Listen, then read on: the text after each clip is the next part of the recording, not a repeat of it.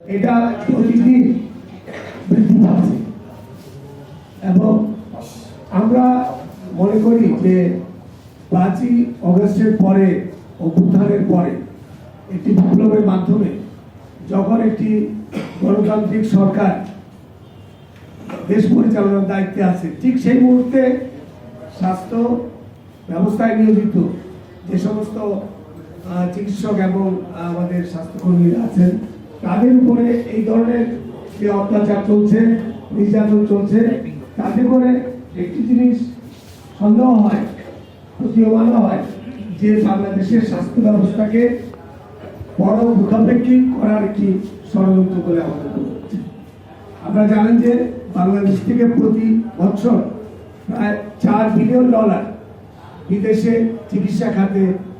ব্যয় হয়, চলে যায়। সেই ব্যয় প্রতিহত করার জন্য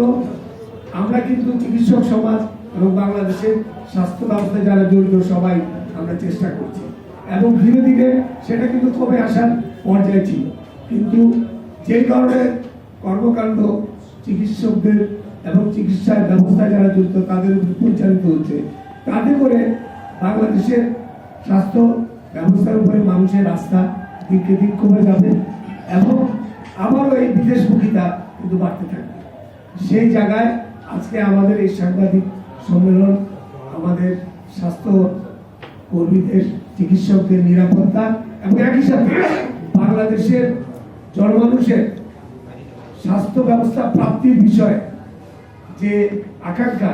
দুইটার সম্মিলনের লক্ষ্যে কিন্তু আজকের এই সাংবাদিক সম্মেলন। সেই জন্য আমরা সাংবাদিক ভাই বোন, আপনারা আমাদের সহায়ক শক্তি, আপনাদেরকে গুরুত্ব সহকারে এই জায়গায় আমরা ডেকেছি যাতে করে আপনাদের মাধ্যমে বাংলাদেশের সমস্ত স্টেক হোল্ডার যারা আছে তাদের কাছে এই সংবাদটি পৌঁছায় যে বাংলাদেশের স্বাস্থ্য ব্যবস্থা অত্যন্ত ঝুঁকিপূর্ণ অবস্থায় চলে যাচ্ছে এবং এই ষড়যন্ত্র চক্রান্তের পিছনে যারা জড়িত তাদের বিরুদ্ধে এখনই যদি সম্মিলিতভাবে আমরা সবাই রুখে না দেওয়া তাহলে কিন্তু স্বাস্থ্য ব্যবস্থা আরো খারাপের দিকে চলে যাবে। সেই অবস্থায় আমাদের সাংবাদিক সম্মেলনটি এখন যে বক্তব্য, সেটি মূল বক্তব্যটি পাঠ করবেন